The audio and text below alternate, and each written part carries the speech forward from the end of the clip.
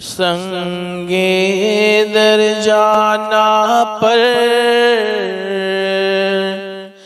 کرتا ہوں جبھی سائیں،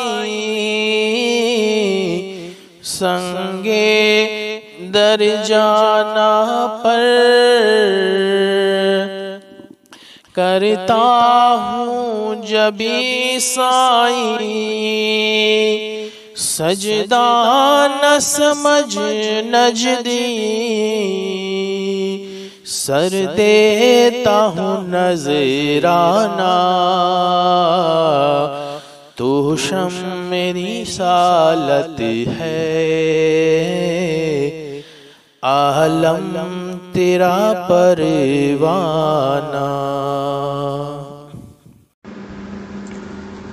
اعوذ باللہ من الشیطان الرجیم، بسم اللہ الرحمن الرحیم، لا الہ الا اللہ محمد رسول اللہ۔ اللہم صلی علی سیدنا محمد نور الانوار و سر الاسرار و شہید اللہ۔ قرآن و حدیث کی روشنی میں حضرت امام ترمذی رضی اللہ تعالیٰ عنہ، آپ رضی اللہ تعالیٰ عنہ کا اسم گرامی محمد بن عیسیٰ، کنیت ابو عیسیٰ تھی۔ آپ سن 200 ہجری کے قریب زہن نامی سمندر کے ساحلی علاقے ترمیز نامی گاؤں میں پیدا ہوئے۔ والدین کا سایہ عاطفت میں پلے بڑے اور پھر علم نبوی حاصل کرنے کے خاطر سمندر کے اس پار خراسان، عراق اور حرمین شریف کا سفر کیا اور وہاں کے علماء سے خوب استفادہ کیا۔ اللہ نے غضب کا حافظہ دیا، جس کی منزل میں بھی جاتے، جس مجلس میں بھی جاتے، اس مجلس میں بیان کی گئی ساری روایتیں پہلی ہی بار میں حفظ کر لیتے۔ بعد میں آپ نے حدیث کی ایک ایسی کتاب لکھی جس نے انقلاب برپا کر دیا اور اس کی جامعیت اور ہماگیری نے علمی طبقے کو حیران کر دیا۔ اس میں سیرت، آداب، تفسیر، عقائد، احکام، فتنوں، قیامت تک کی نشانیوں اور صحابہ رضی اللہ تعالیٰ عنہ کے فضائل کا ذکر کیا گیا۔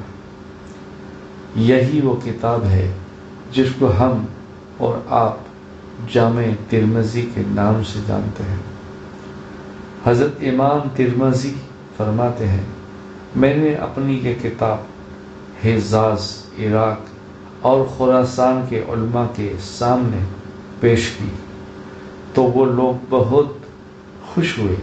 ایک مرتبہ فرمایا، جس کے گھر میں میری یہ کتاب ہوگی سمجھو اس کے گھر میں نبی ہے۔ جو بات کرتے ہیں آخر عمر میں آپ کی بینائی چلی گئی۔ آپ نے 13 رجب المرجب 289 میں 278 میں انتقال فرمایا۔ سبحان اللہ۔ خیبر میں آپ صلی اللہ علیہ وسلم کسی قلعے والوں سے مقابلہ کر رہے تھے، اتنے میں ایک بکریاں چرانے والا آیا اور اسلام قبول کر لیا اور پھر کہنے لگا، یا رسول اللہ صلی اللہ علیہ وسلم، ان بکریوں کو میں کیا کروں؟ آپ صلی اللہ علیہ وسلم نے فرمایا، تو ان کے منہ پر کنکریاں مار دے، اللہ تیری امانت ادا کر دے گا اور ان سب بکریوں کو اپنے گھر پہنچا دے گا۔ چنانچہ اس شخص نے ایسا ہی کیا تو وہ سب بکریاں اپنے اپنے گھر پہنچ گئی۔ رسول اللہ صلی اللہ علیہ وسلم نے فرمایا، اے لوگو، تم پر حج فرض کر دیا، تم پر حج فرض کر دیا گیا ہے، لہذا اس کو ادا کرو۔ کتاب مسلم شریف، حدیث نمبر 3257، روایت حضرت ابی ہریرہ رضی اللہ تعالیٰ۔ اعمال قبول ہونے کے لیے اس دعا کا اہتمام کرنا چاہیے، ربنا تقبل منا انک انت السمیع العلیم۔ اے ہمارے پروردگار، ہمارے اعمال اور دعاؤں کو اپنے فضل سے قبول فرمائیے، بے شک آپ سننے والے اور جاننے والے ہیں۔ قرآن پاک سورہ بقرہ آیت نمبر 127۔ رسول اللہ صلی اللہ علیہ وسلم نے فرمایا، جب کوئی شخص صرف اللہ کی خوشنودی کے لیے یتیم کے سر پر ہاتھ پھیرتا ہے تو اللہ تعالی ہر بال کے بدلے میں نیکیاں عطا فرماتا ہے، اور جو یتیم کے ساتھ اچھا برتاؤ کرے گا، میں اور وہ جنت میں 2 انگلیوں کی طرح ہوں گے۔ پھر حضور پاک صلی اللہ علیہ وسلم نے شہادت اور بیچ کی انگلی کو پھیلا کر بتایا۔ کتاب مسند احمد، حدیث نمبر 21649، روایت حضرت ابی امامہ رضی اللہ تعالیٰ عنہ۔ قرآن میں اللہ تعالیٰ فرماتا ہے، میں نے تم کو ایک بھڑکتی ہوئی آگ سے ڈرا دیا ہے، اس میں وہی بدبخت داخل ہوگا جس نے دین کو جھٹلایا اور اس سے منہ موڑا۔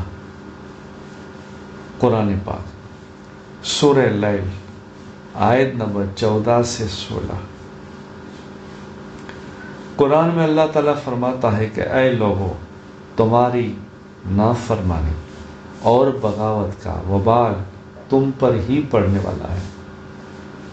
دنیا کی زندگی کے سامان سے تھوڑا فائدہ اٹھا لو، پھر تم کو ہماری طرف واپس آنا ہے تو ہم ان سب کاموں کی حقیقت سے تم کو آگاہ کر دیں گے جو تم کیا کرتے تھے۔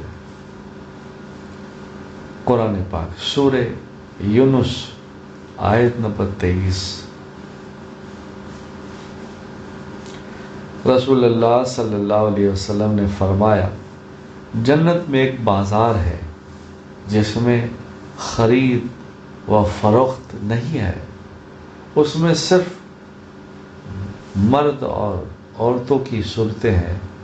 ان کو دیکھ کر جب آدمی کسی شکل کی تمنا کرے گا کہ میں بھی اس جیسا ہوتا تو اس کی شکل ویسے ہی ہو جائے گی۔ سبحان اللہ۔ کتاب ترمذی شریف، حدیث نمبر 2550، روایت حضرت مولا علی رضی اللہ تعالیٰ۔ رسول اللہ صلی اللہ علیہ وسلم نے فرمایا،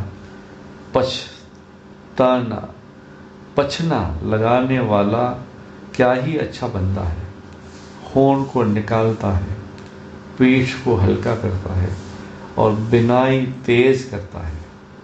پچھنا ہماری بھاشا میں ہجامہ کرنا، جو آج کل سلونوں میں خلیفہ لوگوں کے پاس، حجاموں کے پاس اس کی ترتیب ہوتی ہے، اور بہت سارے آج کل تو ڈاکٹر بھی کرتے ہیں۔